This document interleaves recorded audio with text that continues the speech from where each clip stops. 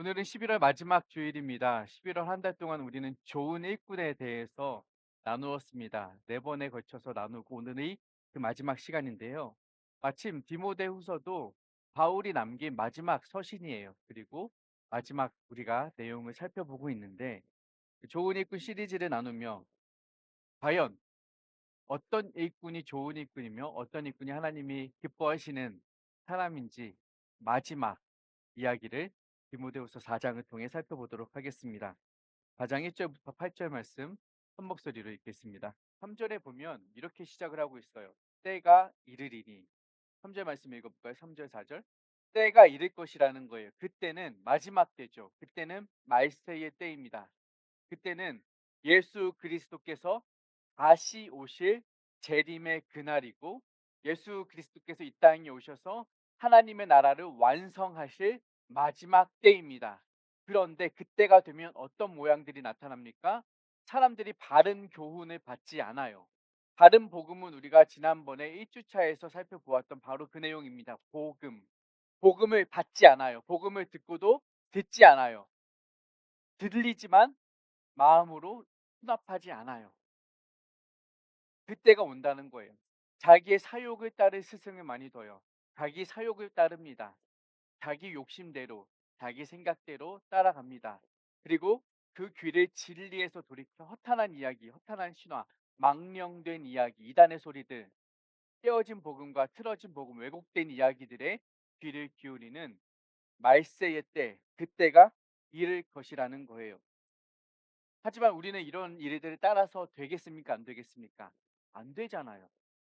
그래서 5절에 반전이 일어납니다. 5절 말씀에서 이렇게 시작을 합니다. 그러나 그럴 때가 이를 것이지만 그러나 뭐라고요? 너는 모든 일에 신중하여 고난을 받으며 전도자의 일을 하며 내 직무를 다하라. 말세의 때가 찾아올 것이고 너의 믿음과 신앙과 복음과 진리를 다 흔들어 버리는 그 시대가 올 것이지만 너는 흔들리지 말아라. 신중하여라. 그리고 봉사하며 고난을 받으며 내 직무를 다하라는 것입니다. 저와 여러분의 삶이 이러기를 바랍니다. 마지막 때가 이르든 말든 충성스럽게 그 자리에서 직무를 다하는 여러분이 되기를 축복합니다. 여기서 직무라는 단어를 우리가 강조해서 살펴볼 필요가 있습니다. 직무라는 단어는 헬라어로 디아코니아입니다. 들어보셨죠? 디아코니아. 언제 들어보셨어요? 그때 들어보셨죠? 우리가 디아코니아라는 단어를 뭐라고 우리는 해석했죠? 네. 링크처치 잘하셨습니다. 5가지 우리 목표, 우리의 사역 이야기했었죠. 순서대로 볼까요? 예배, 그쵸? 예배. 그다음 교육, 양육. 자, 세 번째 교제, 전도, 봉사. 자, 예배는 헬라어 뭐예요? 레이투르기아. 양육 뭐예요? 디다케. 교제 뭐예요? 코이노니아. 전도 뭐예요? 캐리그마. 봉사, 디아코니아. 디아코니아가 여기서 나오는 거예요. 봉사가 디아코니아였고 그 디아코니아가 바로 이 본문에서의 직무라는 단어입니다. 여러분, 이 직무라는 단어, 우리가 해야 할 봉사의 일이라는 것이죠. 이 디아코니아라는 단어가 우리가 자주 암송했던 그 본문에 또 나옵니다. 우리가 연초에 우리가 묵상했던 본문은 무엇이었느냐? 사도행전 20장 24절이었어요. 기억나세요? 20장 24절 한번 암송해 봅시다. 나의 시작.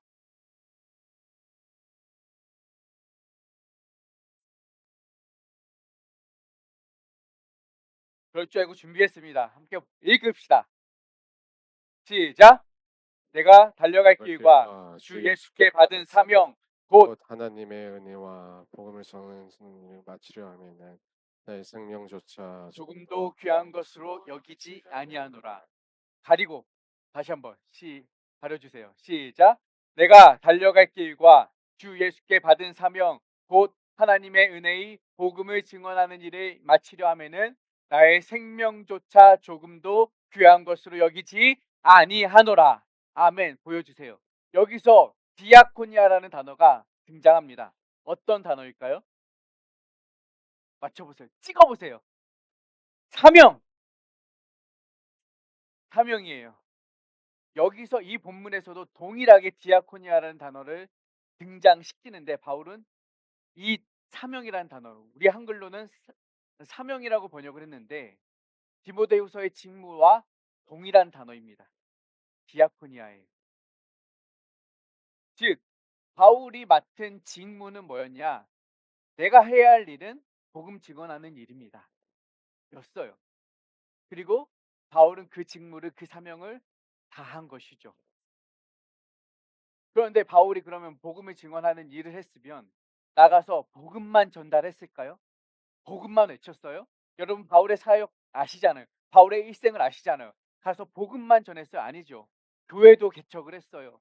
목회도 했어요. 목양도 했어요. 신방도 했어요. 전도도 했어요. 편지도 썼어요. 상담도 했어요. 연보를 구하는 일도 했고 그것을 다른 사람들을 돕는 일도 했고 심지어는 텐트 만드는 일까지도 했다라는 거예요. 바울은 이 많은 일들을 했고요.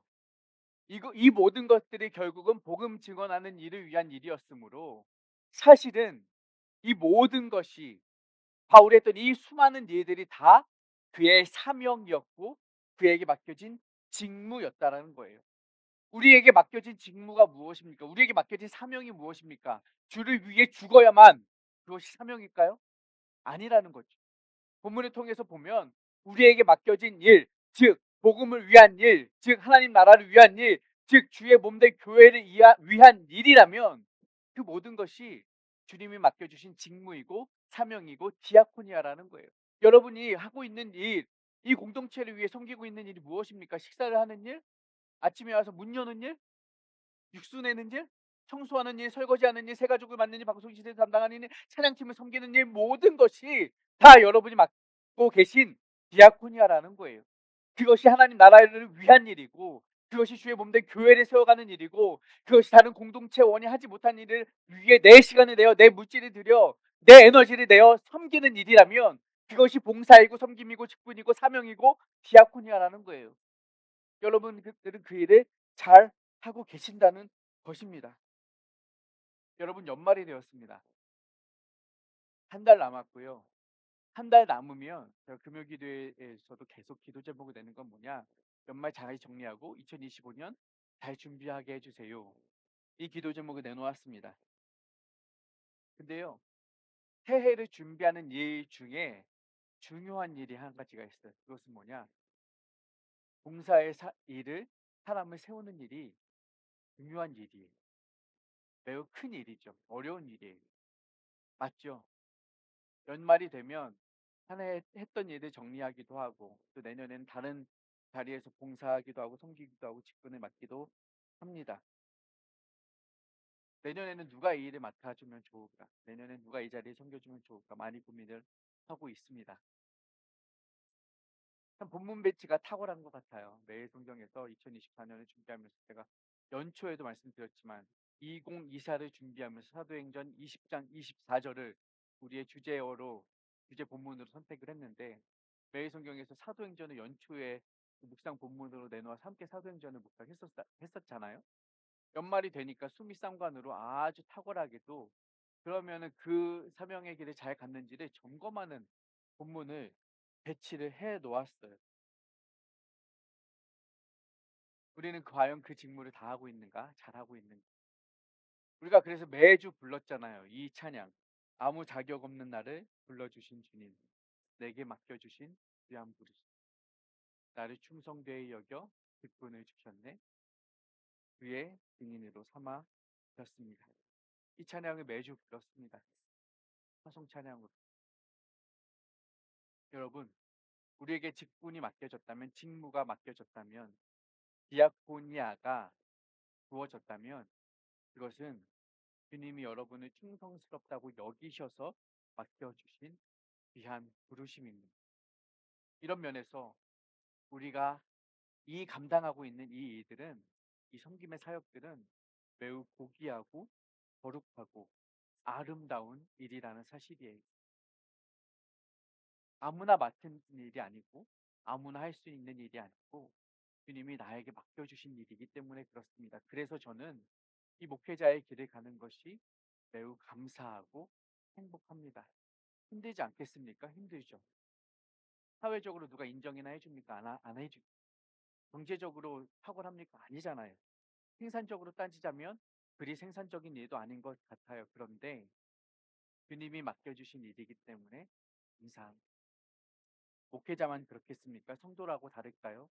여러분들 한 사람 한 사람을 주님께서 성도로 부르셨습니다.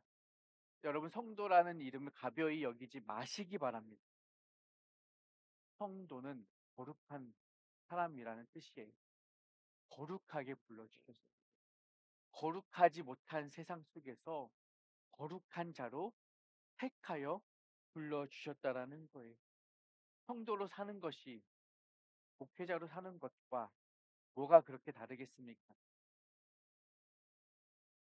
생산적이지도 않고 경제적이지도 않습니다. 내 경제에, 내 비전에, 내 목표에, 내 계획에, 내 이름에 뭐가 큰 글이 도움이 되겠습니까? 성도로 사는 것이 그렇지 않을 거예요. 그러나 우리가 이 성도라는 직책의 직무에 감사하며 살 수 있는 것은 주님이 우리를 성도로 불러주셨기 때문입니다. 주님이 수많은 사람들 가운데 불러서 성도로 세워주셨다면, 구별하여 택해 주셨다면, 그거 귀한 일 아니겠어요? 그거 복된 일 아니겠습니까? 그러므로 그 성도라는 이름을 가지고 살아가시는 것, 성도답게 세상을 살아가시는 것, 거룩한 일로 여기시고, 감사히 여기시며, 충성스럽게 살아가시기를 바랍니다. 나중에 주님이 보실 때 물어보실 거예요. 너 내 성도답게 살았느냐?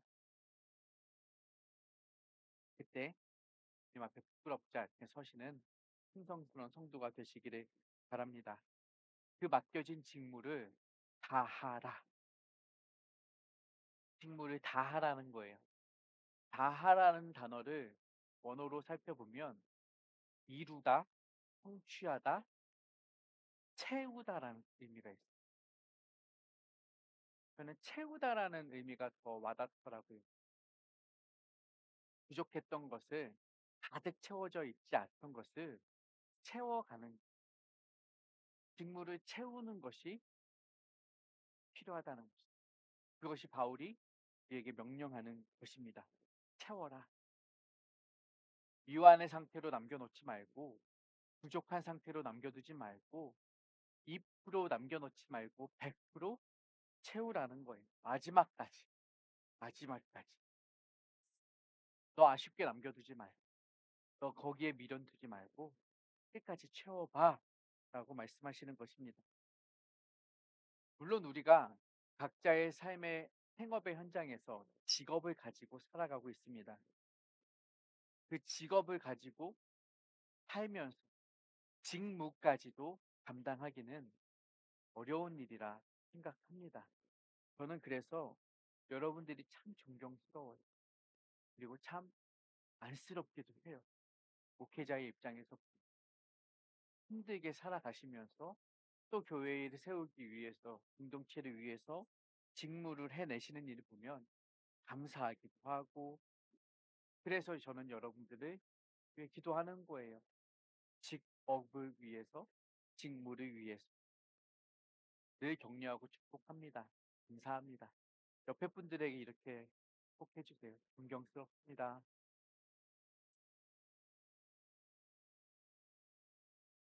주일에 얼마나 늦잠 자고 싶고 쉬고 싶습니까? 근데 성도라는 직무를 다하기 위해서 일어나서 오시잖아요. 김원희 집사님 대단하신 거예요. 매주 2 시간 달려서 오고 2 시간 달려가면 4 시간이에요. 뭐 하는 짓이에요, 남들이 볼 때는. 그런데 성도라는 자리, 또 예배자라는 그 자리 지키기 위해서 오시는 감사한 일이죠. 김원희 집사님만 그렇겠습니까? 다들 각자의 자리에서 그렇게 섬기시는 것 아니겠습니까? 존경스러운 거죠. 그런데요, 진짜 존경에 마지 않을 그 존경을 충분히 받으셔야 할 분은 또 따로 계시죠. 우리 주 예수 그리스도. 그분이 이 땅에 오셔서 하신 일들을 살펴볼까요? 그분도 직무를 받으셨어요. 그분이 받으셨던 직무 세 가지 중에 첫 번째는 선지자의 직무를 받으셨습니다. 그는 선지자의 삶을 사셨어요. 이 땅에서 하나님 나라의 복음을 가르치셨습니다. 그 복음을 외치셨고 그 가르침은 당시 수많은 랍비들의 가르침과는 달랐고 놀라운 권위가 있었습니다. 성경에서도 너희는 그의 말을 들으라며 예수님의 선지자적 직무를 지지해 주셨습니다. 그분은 이 땅에서 선지자로서 말씀을 가르치셨어요. 그분은 이 땅에서 제사장적 직무도 감당하셨습니다. 제사장은 무슨 일을 합니까? 우리의 죄를 가지고 제물을 드리며 하나님 앞에 대신 회개하는 역할을 하는 것이 제사장이잖아요. 예수님은 완전한 대제사장이 되어서 이 땅에 오셨습니다. 그리고 우리의 죄를 대신하여 제사를 드려 주셨고요. 매번 드리는 제사와 제물을 드릴 필요조차 없이 그분 스스로를 제물로 드림으로 인하여 단번에 제사를 완성시키심으로 완전한 대제사장이 되어 주셨습니다. 그분은 제사를 완성하신 제사장의 직무를 감당하셨습니다. 그분은 그리고 또 어떤 직무를 감당하셨죠? 왕의 직무를 감당하셨습니다. 왕은 어떤 개념이에요? 왕은 우리가 기본적으로 가지고 있는 통치와 그 권력의 개념이 아니라 왕은 기본적으로 보호의 개념입니다. 왕은 그의 백성들을 보호하는 역할을 합니다. 다른 나라의 위협과 공격으로부터 어려움과 재난과 기근으로부터 지켜주어야 할 책임이 왕의 책무예요. 자신의 권위를 자랑하고 자신의 위치를 가지고 다른 사람들 위에 군림하는 것이 왕이 아니라 그 백성들을 지키고 보호하는 것이 왕이죠. 예수님은 그 일을 하셨습니다. 병든 자들을 고치시고 귀신 들린 자들 내쫓으시고 굶주린 자들을 도우시면서 그의 백성들을 보호하시고 인도하셨습니다. 이것이 예수님이 이 땅에 오셔서 하신 일들이에요. 예수님은 왕으로 사셨고 제사장으로 사셨고 선지자로 사셨습니다. 많은 일들을 하셨죠. 많은 일들을 하셨습니다.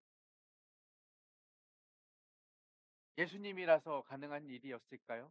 예수님이니까 세 가지 다 하실 수 있어요. 예수님이니까 그 많은 일도 다 감당하실 수 있어. 아니요. 예수님은 이 모든 일들을요.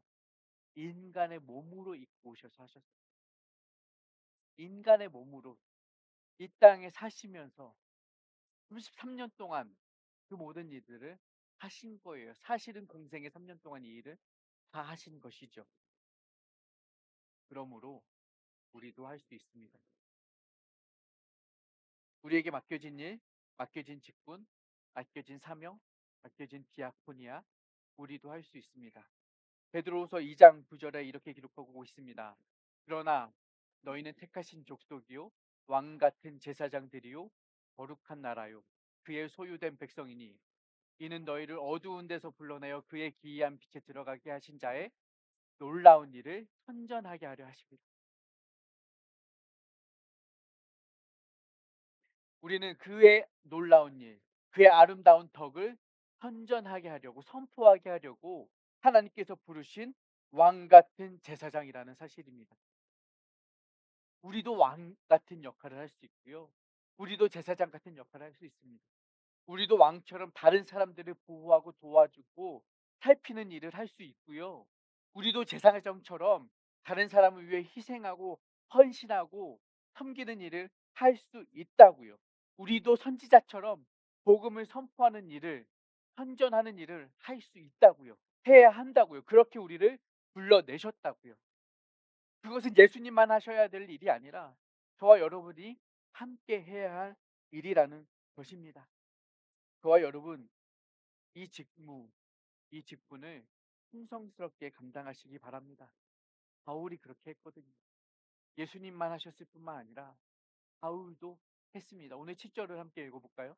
나는 선한 싸움을 싸우고 하고 나의 나의 달려갈 달려갈 길을 길을 마치고 마치고 믿음을 믿음을 지켰으니. 지켰으니. 바울도 했다라는 거예요. 나 이 선한 싸움 싸웠어. 나의 달려갈 길 마쳤고 지켰어. 마치다와 지켰다라는 헬라어 단어가 동일합니다. 이루다, 성취하다라는 단어예요. 바울은 그 일을 끝까지 해내었습니다. 어려운 일이었겠죠. 힘든 일이었겠죠. 그런데 바울은 해내었습니다. 이 본문이 바울의 임종 직전에 한 노년의 사도가 했던 유언과도 같은 책이라는 점을 우리가 생각해 볼 필요가 있습니다. 저는 누군가의 임종을 지켜본 적은 없습니다. 그러니 인생의 마지막에 어떠한 생각을 가지고 있는지 어떠한 말을 하는지 잘은 모르지만 제가 생각해 봐요. 저 스스로를 한번 그 미래의 그 자리에 갖다 놓고 생각을 해 보는 거예요. 내가 만약에 죽을 때가 되면 병상에 누워 있든지 뭐 어떤 자리에 있게 될 텐데 그 마지막의 순간에 나는 어떤 생각이 들까? 내가 잘 살았다고, 내가 완전한 삶을 살았다고, 100% 충족한 삶을 살았다고 자신 있게 말할 수 있을까? 내 임종을 지키려 서 있는 내 자식들과 내 후손들과 나의 지인들 앞에서 당신들도 나와 같이 사십시오라고 그렇게 떳떳하게 말할 수 있을까? 어느 누가 그렇게 말할 수 있을까요? 살아본 것을 돌이켜 보면 아쉬운 점 떠오르겠죠. 부족한 것들, 못 해준 것들, 못 이룬 것들, 그런 것들이 더 많이 한스럽게 남지 않을까요? 그런데 바울은 그렇지 않았다라는 나 다 이뤘어. 나 다 지켰어. 그리고 8절에 이렇게 말을 하는 거예요. 이제 후로는 나를 위하여 의의 면류관이 예비되었어. 아직 죽지도 않았잖아요. 아직 끝나지도 않았잖아요. 아직 하나님 보지도 않았잖아요. 그런데 그는 선언하는 거예요.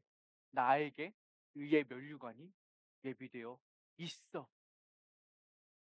있을 거야. 있을지도 몰라. 그러지 않잖아요. 불확실하게 두려워하지 않잖아요. 않잖아요. 나를 위하여 주님이 그 하늘 나라에 잘하였도다 착하고 충성된 종하면서 그 의의 면류관을 나를 위해 준비해 두셨고 나의 머리 위에 친히 씌워 주시면서 나의 등을 나의 어깨를 토닥여 주시며 안아 주시며 품어 주실 거야.